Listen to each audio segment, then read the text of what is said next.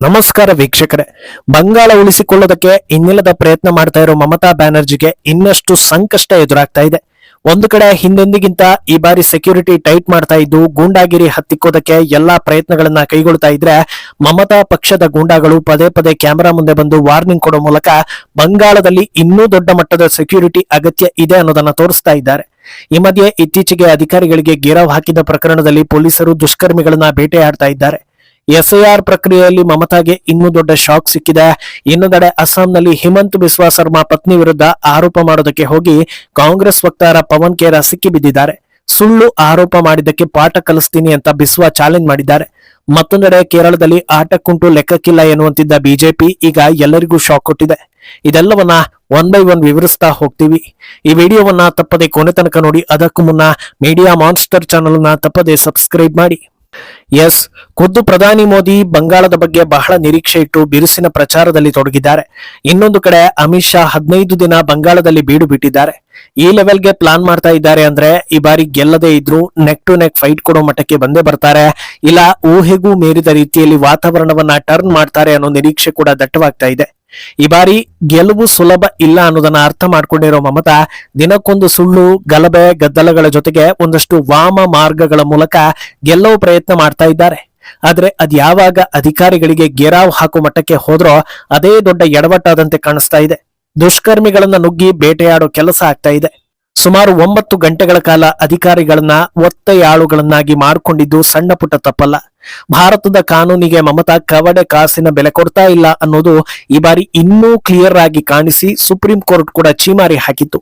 ಈಗ ಆಕ್ಷನ್ ತೆಗೆದುಕೊಳ್ಳದೆ ಇದ್ರೆ ಮುಂದೆ ಸಾಕಷ್ಟು ಸಮಸ್ಯೆಗಳನ್ನ ಎದುರಿಸಲೇಬೇಕಾಗುತ್ತೆ ಅನ್ನೋದನ್ನ ಅರ್ಥ ಮಾಡಿಕೊಂಡ ಸರ್ಕಾರ ವಿಧಿ ಇಲ್ಲದೆ ದುಷ್ಕರ್ಮಿಗಳನ್ನ ಹಿಡಿಯೋದಕ್ಕೆ ಪೊಲೀಸರಿಗೆ ಆದೇಶ ನೀಡಿದ್ದಾರೆ. ಮೇಲಿಂದ ಪ್ರೆಷರ್ ಇರೋ ವಿಚಾರ ಆಗಿರೋದ್ರಿಂದ ಶಂಕಿತರು ಹಾಗೂ ದುಷ್ಕರ್ಮಿಗಳು ಎಲ್ಲಿದ್ದಾರೆ ಅನ್ನೋ ಮಾಹಿತಿ ಪಡೆದು ಹಳ್ಳಿಯೊಳಗೆ ನುಗ್ಗಲಾಗ್ತಾ ಇದೆ. ಈ ವೇಳೆ ಸಾಕಷ್ಟು ಆರೋಪಿಗಳನ್ನ ಪೊಲೀಸರು ವಶಕ್ಕೆ ಪಡೆದಿದ್ದಾರೆ. ಈ ಹೊತ್ತಲ್ಲಿ ಮಹಿಳೆಯೊಬ್ಬಳು ತನ್ನ ಗಂಡ ಅಮಾಯಕ, ಅವನನ್ನ ಬಿಟ್ಟು ಬಿಡಿ ಅಂತ ಪೊಲೀಸರ ಮುಂದೆ ಬೇಡಿಕೊಳ್ತಾ ಇದ್ದು, ಅದಕ್ಕೆ ಕ್ಯಾರೆ ಅನ್ನದೇ ಪೊಲೀಸರು ಆರೋಪಿಗಳನ್ನ ವಶಕ್ಕೆ ಪಡಿತಾ ಇರೋ ದೃಶ್ಯಗಳು ಎಲ್ಲ ಕಡೆ ವೈರಲ್ ಆಗ್ತಾ ಇದೆ. ಅಲ್ಲದೆ ಈ ಬಾರಿ ಹೆಚ್ಚುವರಿ ಸೆಕ್ಯೂರಿಟಿ ಇರಿಸಲಾಗಿರೋದ್ರಿಂದ ಹೆಚ್ಚುವರಿ ಸಿಎಪಿಎಫ್ ಪೊಲೀಸ್ ವಾಹನಗಳು ಬಂಗಾಳಕ್ಕೆ ಬರ್ತಾ ಇರೋದು ರಾಜ್ಯದ ದುಷ್ಕರ್ಮಿಗಳಲ್ಲಿ ನಡುಕವನ್ನ ಹುಟ್ಟಿಸ್ತಾ ಇದೆ. ಇಷ್ಟಾದ್ರೂ ಕೂಡ ಮಮತಾ ಬೆಂಬಲಿಗರು ತಮ್ಮ ಬಹುಕಾಲದ ಅಭ್ಯಾಸವನ್ನ ಬಿಡೋ ಲಕ್ಷಣಗಳು ಕಾಣಿಸ್ತಾ ಇಲ್ಲ. ದುಷ್ಕರ್ಮಿಯೊಬ್ಬ ತಮ್ಮ ಸಮುದಾಯದ ಮತದಾರರನ್ನೆಲ್ಲ ಒಗ್ಗೂಡಿಸಿಕೊಂಡು ನಿಮ್ಮ ಕಣ್ಣಿಗೆ ಯಾರಾದ್ರೂ ಬಿಜೆಪಿ ಅಥವಾ RSS ನವರು ಕಾಣಿಸಿದರೆ ಅಲ್ಲೇ ಅವರ ಮೇಲೆ ಹಲ್ಲೆ ಮಾಡಿ ಮುಗಿಸಿ ಬಿಡಿ ಅಂತ ಪ್ರಚೋದಿಸೋ ಕೆಲಸ ಮಾಡ್ತಾ ಇದ್ದಾನೆ. ಈ ವಿಡಿಯೋ ಎಲ್ಲಾ ಕಡೆ ವೈರಲ್ ಆಗ್ತಾ ಇದೆ. ಒಂದು ಕಡೆ ಮಮತಾ ಮೇಲೆ ಸಾವಿರಾರು ಕೆಟ್ಟ ಅಭಿಪ್ರಾಯ ಇರೋ ಹೊತ್ತಲ್ಲೇ ಅವರಿಗೆ ಮತ ಹಾಕುವವರೆಲ್ಲ ಉಗ್ರ ಮನಸ್ಥಿತಿಯವರು ಅನ್ನೋದು ಇಡೀ ದೇಶಕ್ಕೆ ಗೊತ್ತಾಗೋ ಹಾಗೆ ಆಗ್ತಾ ಇದೆ. ಮೊನ್ನೆಯಷ್ಟೇ ಗೆರವು ಹಾಕಿರೋ ಪ್ರಕರಣದಲ್ಲಿ ಅರೆಸ್ಟ್ ಆದವರೆಲ್ಲ ಅಮಾಯಕರು ಅಂತ ಮಮತಾ ಹೇಳಿದ್ರು. ಆ ಅಮಾಯಕರು ಹೇಗಿದ್ದಾರೆ ಅನ್ನೋದು ಈಗ ಇಡೀ ಜಗತ್ತಿಗೆ ಕಾಣಿಸ್ತಾ ಇದೆ. ಏನು, ಈ ಮಧ್ಯೆ SIR ನಲ್ಲೂ ಮಮತಾಗೆ ಮತ್ತಷ್ಟು ಹಿನ್ನಡೆ ಆಗಿದೆ. ಈವರೆಗೆ ಡಿಲೀಟ್ ಆಗಿರೋ ನಕಲಿ ವೋಟ್ಗಳ ಸಂಖ್ಯೆ ಬರೋಬ್ಬರಿ 90 ಲಕ್ಷವನ್ನ ದಾಟಿದೆ. ಈ ಹಿಂದೆ ಸುಮಾರು 60 ಲಕ್ಷ ವೋಟ್ ಅನುಮಾನಾಸ್ಪದ ಅಂತ ಗುರುತಿಸಿ ಅದರ ವಿಚಾರಣೆ ನಡೀತಾ ಇತ್ತು. ಅದರಲ್ಲಿ ಸುಮಾರು 45% ವೋಟ್ಗಳು ಡಿಲೀಟ್ ಆಗಿರೋ ಬಗ್ಗೆ ಎಲೆಕ್ಷನ್ ಕಮಿಷನ್ ಈಗ ಮಾಹಿತಿ ಕೊಟ್ಟಿದೆ.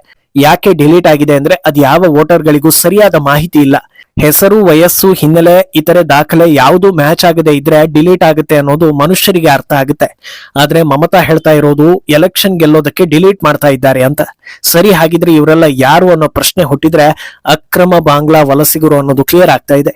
ವೋಟ್ಗೋಸ್ಕರ ಇವರನ್ನೆಲ್ಲ ಒಳಗೆ ಬಿಟ್ಕೊಂಡು ಈಗ ಡಿಲೀಟ್ ಡ್ರಾಮಾ ಮಾಡ್ತಾ ಇದ್ರು. ಆದ್ರೆ ಈಗ ದಾಖಲೆಗಳೇ ಅಸಲಿಯತ್ತನ್ನ ಬಿಚ್ಚಿಡ್ತಾ ಇದೆ. ಎಲೆಕ್ಷನ್ ಡೇಟ್ ಅನೌನ್ಸ್ ಆಗಿರೋದ್ರಿಂದ ಆದಷ್ಟು ಬೇಗ ಈ ಪ್ರಕ್ರಿಯೆ ಮುಗಿಸಿ ಫೈನಲ್ ಲಿಸ್ಟ್ ರಿಲೀಸ್ ಮಾಡಬೇಕು. ಸದ್ಯದ ವಾತಾವರಣ ನೋಡಿದ್ರೆ ನಕಲಿ ವೋಟ್ಗಳ ಸಂಖ್ಯೆ ಕೋಟಿ ದಾಟುವ ಎಲ್ಲಾ ಲಕ್ಷಣಗಳು ಕಾಣಿಸ್ತಾ ಇದೆ. ಈಗ ಮಮತಾ ಡ್ರಾಮಾ ಮಾಡಿದ್ರೆ ಎಲೆಕ್ಷನ್ ಮುಂದಕ್ಕೆ ಹೋಗುತ್ತೆ, ಪ್ರೆಸಿಡೆಂಟ್ ರೂಲ್ ಜಾರಿ ಆಗುತ್ತೆ. ಸರಿಯಾದ ರೀತಿ ಎಲೆಕ್ಷನ್ ನಡೆದ್ರೆ ಮಮತಾ ಗೆಲ್ಲೋ ಸಾಧ್ಯತೆ ಕಡಿಮೆ. ಆದ್ರಿಂದ ಅತ್ಯಂತ ಸಂಕಟದ ಪರಿಸ್ಥಿತಿಯಲ್ಲಿ ಮಮತಾ ಇದ್ದಾರೆ ಅಂತಲೇ ವ್ಯಾಖ್ಯಾನಿಸಲಾಗ್ತಾ ಇದೆ. ಇನ್ನು ಈ ಹೊತ್ತಲ್ಲಿ ಪ್ರಧಾನಿ ಮೋದಿ ಬಂಗಾಳದಲ್ಲಿ ನಿಂತು ಹೇಳಿರೋ ಮಾತು ಕೂಡ ಎಲ್ಲರ ನಿರೀಕ್ಷೆಗಳನ್ನ ಹೆಚ್ಚಿಸ್ತಾ ಇದೆ. ಕೂಚ್ ಬೆಹರ್ನಲ್ಲಿ ನಡೆದ ಬೃಹತ್ ಸಮಾವೇಶದಲ್ಲಿ ವಾರ್ನಿಂಗ್ ಕೊಟ್ಟಿರೋ ಪ್ರಧಾನಿ ಮೋದಿ ಈ ಎಲೆಕ್ಷನ್ ಬಳಿಕ ಮಮತಾ ಮಾಡಿದ ಎಲ್ಲಾ ತಪ್ಪು ಕೆಲಸಗಳಿಗೂ ಬೆಲೆ ತೆರಲೇಬೇಕಾಗತ್ತೆ. ಕಾನೂನು ತನ್ನ ಪವರ್ ಏನು ಅನ್ನೋದನ್ನ ತೋರಿಸೋ ಕಾಲ ಬರುತ್ತೆ. ದುಷ್ಕರ್ಮಿಗಳು ಎಷ್ಟೇ ದೊಡ್ಡವರಾಗಿದ್ರು ಯಾರನ್ನೂ ಬಿಡೋದಿಲ್ಲ, ನ್ಯಾಯ ಸಿಕ್ಕೇ ಸಿಗುತ್ತೆ ಅಂತ ಹೇಳಿದ್ದಾರೆ.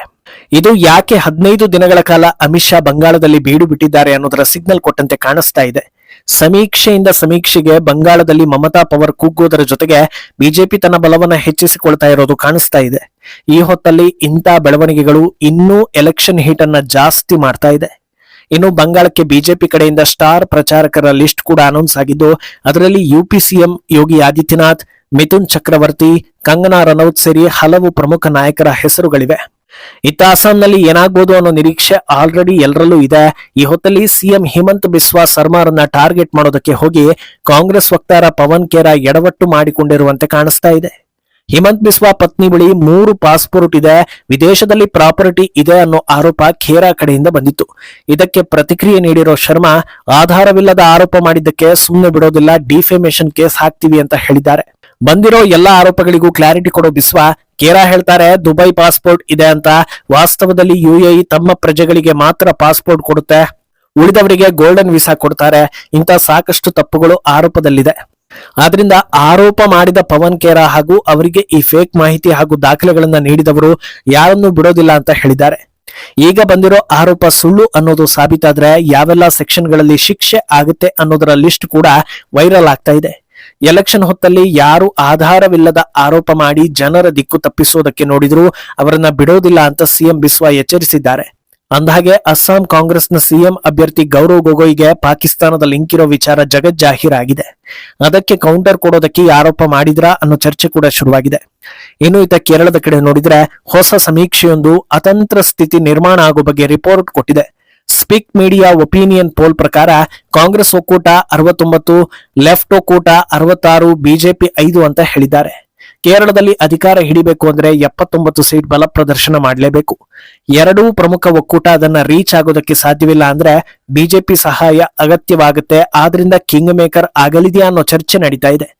ಕಿಂಗ್ ಮೇಕರ್ ಆದ್ರೂ ಎಲ್ಡಿಎಫ್ ಜೊತೆ ಮಾತ್ರ ಬಿಜೆಪಿ ಹೋಗೋದಕ್ಕೆ ಸಾಧ್ಯ. ಇದನ್ನ ಎಲ್ಡಿಎಫ್ ಒಪ್ಪಿಕೊಂಡ್ರೆ ಮುಂದಿನ 5 ವರ್ಷಗಳ ಕಾಲ ಭಾರತದ ಹಾಗೂ ಹಿಂದೂ ಧರ್ಮದ ವಿರುದ್ಧ ಹೋಗೋದಕ್ಕೆ ಕಷ್ಟ ಆಗುತ್ತೆ. ಆದ್ರಿಂದ ಇನ್ನೊಂದು ಆಪ್ಷನ್ ಹುಡುಕಿಕೊಳ್ತಾರೆ ಎನ್ನಲಾಗ್ತಾ ಇದೆ. ಅದ್ಯಾವುದು ಇನ್ನೊಂದು ಆಪ್ಷನ್ ಅಂತ ನೋಡಿದ್ರೆ, ಎಲ್ಡಿಎಫ್ ಹಾಗೂ ಯುಡಿಎಫ್ ಎರಡೂ ಒಕ್ಕೂಟದಲ್ಲಿ ಸಾಕಷ್ಟು ಚಿಕ್ಕ ಪುಟ್ಟ ಪಕ್ಷಗಳಿವೆ. ಅದರಲ್ಲಿ ಯಾವ್ದಾದ್ರೂ ಒಂದು 4 ಪಕ್ಷಗಳನ್ನ ಹೈಜಾಕ್ ಮಾಡ್ಕೊಂಡ್ರೆ ಸರ್ಕಾರ ಮಾಡೋ ಅವಕಾಶ ಸಿಗುತ್ತೆ. ಅದರಿಂದ ಭಾರತಕ್ಕೆ ವಿರುದ್ಧ ನಿಂತುಕೊಳ್ಳೋ ಅವಕಾಶ ಎಲ್ಲಿ ಕೈತಪ್ಪಿ ಹೋಗುತ್ತೋ ಅನ್ನೋ ಭಯ ಎರಡೂ ಒಕ್ಕೂಟಗಳಿಗೆ ಇಲ್ಲ ಅನ್ನೋದನ್ನ ಜನರು ಹೇಳ್ತಾ ಇದ್ದಾರೆ. ಆದರೆ ಈ ಬಾರಿ ಬಿಜೆಪಿ ಹಲವು ಸೀಟ್ಗಳನ್ನ ಗೆಲ್ಲೋ ಮೂಲಕ 3ನೇ ಅತಿ ದೊಡ್ಡ ಪಕ್ಷ ಆಗಲಿದೆಯಾ ಇಲ್ವಾ ಅನ್ನೋದು ಅತ್ಯಂತ ಕುತೂಹಲಕಾರಿ ವಿಷಯ. ಮುಂದೇನಾಗುತ್ತೆ ಅನ್ನೋದನ್ನ ಕಾದು ನೋಡಬೇಕು. ಈ ಬಗ್ಗೆ ನಿಮ್ಮ ಅಭಿಪ್ರಾಯವನ್ನ ತಪ್ಪದೆ ಕಮೆಂಟ್ ಮೂಲಕ ತಿಳಿಸಿ.